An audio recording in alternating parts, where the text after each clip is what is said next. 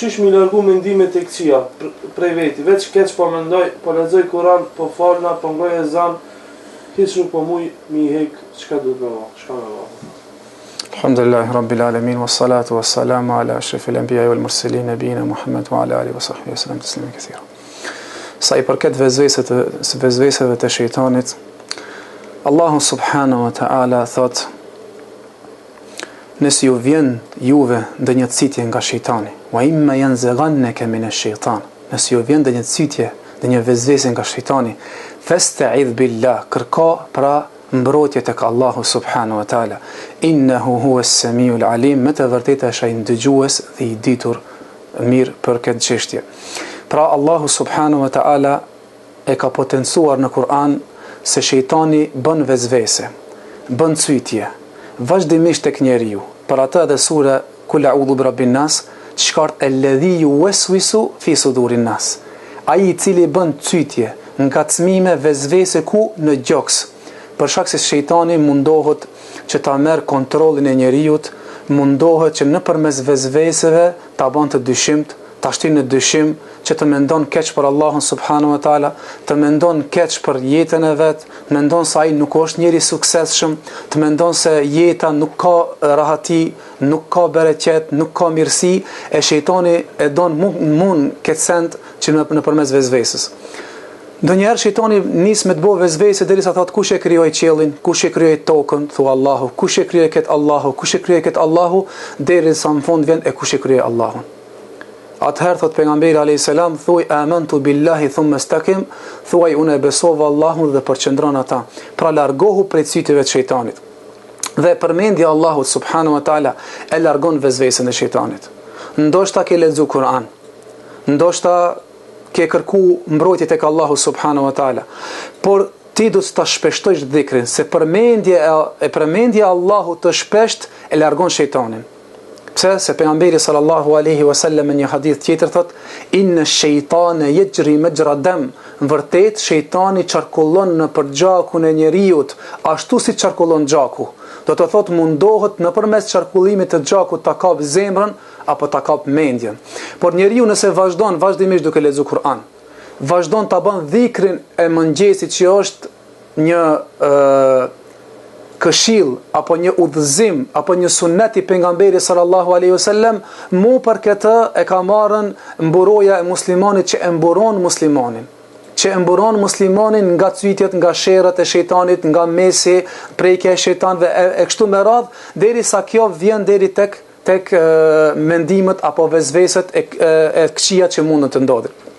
Për atë kisha këshilluar që ta shton istikfarin sa më tepër, ta shton leximin e Kur'anit dhe të merr abdes para se të bjen të flen, të men me abdes për shkak se uji e shuk zjarrin. Shejtani është i krijuar prej zjarrit. Një njeri i cili merr abdes bëhet shkak për ta shuk zjarrin, pra Allahu subhanahu wa taala elus që ta mbron këtë motër, dhe po ashtu para se të flen që ta lexon ajetul kursijen, që shkart në hadith e Abu Huraira radhiyallahu anhu, ishte mbrojtës i pasurisë dhe erdhi shejtani 2 herë me rend dhe e kapi, tha më lësho se un jam një njeri i varfër, derisa erdhi në herën e tretë pejgamberi sallallahu alaihi wasallam e takoi në namazin e sabahut, tha do të vjen përsëri nesër. Kur erdhi përsëri atëherë e kapi, tha vallahi kam me çute pejgamberi alayhis salam. Dhe çka tha? Tha unë jam shejtani dhe do ta mësoj një dua, nëse e thot ti këta do të jesh i mbrojtur deri në mëngjes, nëse e thon në mëngjes do të jesh i mbrojtur deri në mbrëmje, ajo është ajetul kursia. Pra e mësoj se ajetul kursia është ajo që e largon shejtanin. Për ata thot pejgamberi sallallahu alaihi wasallam ishte duke ndejt dhe pa Omer radhiyallahu anhu se vën nga rruga e tjetër dhe i tha, dhe pejgamberi sallallahu alaihi wasallam buzëqeshi. Omer radhiyallahu anhu i tha, ja Rasulullah, pse buzëqeshe? Tha e pa se shejtani vike në atë rrugë që ti kalojshe, kur të pati e ndrej rrugën. Më thonë, jo mi bo vezvese, jo me shty mendimet këqija, por nuk i ka ofruar, e ka ndru udhën shejtani. Jo se Omer radhiyallahu ishte robot, apo ishte pire hekri, apo jo. Imani i Omerit radhiyallahu anhu ishte shkak për ndrimin e udhës shejtanit, Allahu e mallkoft, për shkak se ai u ka përbetuar Allahun se e boni vezvese Ademit alayhis salam, babës tonë, i cili e nxjerri nga xheneti. Dhe megjithatë ju bën vezvese dhe vivet Ademit, që ai vazhdimisht i devion dhe vazhdimisht e hakmirët, dhe kjo është arma e tij. Për ata disa sahabe, shokët e pejgamberit sallallahu alaihi wasallam, erdhën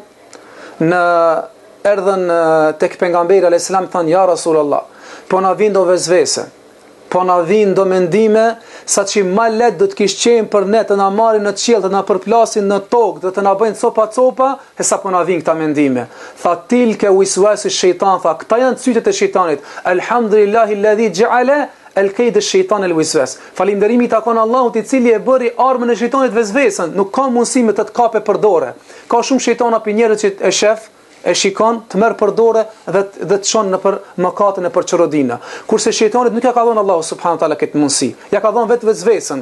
Por Allahu subhanahu wa taala në Kur'an e përshkruan shejtanin inna kayda shaytani kana da'ifa. Vërtet kurthat e shejtanit, cytet e shejtanit janë të dobta. Pra imanin sa të më të fortë që ta kesh. Sa më shumë që i përkushtum ndaj ibadetit, sa më tepër që lexon Kur'an, sa më tepër që bën dhikr, dije se Allahu subhanahu wa taala ka për të mbrojt dhe vazhdimisht duke u dobësu shejtani, vazhdimisht duke u forcu imani jot dhe vazhdimisht duke u ngrit në drejtën e Allahut, se siç kanë thënë dietarët dhe njerëzit e urtë, njeriu i cili ka pasurinë atë shtëpi vjen dhe vjedh si hin, e ai shtëpi që nuk ka pasuri, atë nuk ka çka lip vjedhsi, në këtë, domethënë në këtë formë, shejtani mundohet hin në personin i cili ka iman, të ka pasë ti ki fillu me lexu Kur'an, e ka pasë shejtani se ti ki fillu udhëzimin e Allahut, e ai don që ti të devijon, don që të të nxjerr nga dhikri, nga ibadeti, që shumë njerëz i ka bë në fillim vezvese në namaz, pastaj i ka bë vezvese në abdes, pastaj i ka bë domethënë vezvese në krijimin e qiellit dhe tokën derisa ka ardhur kush e ka kriju,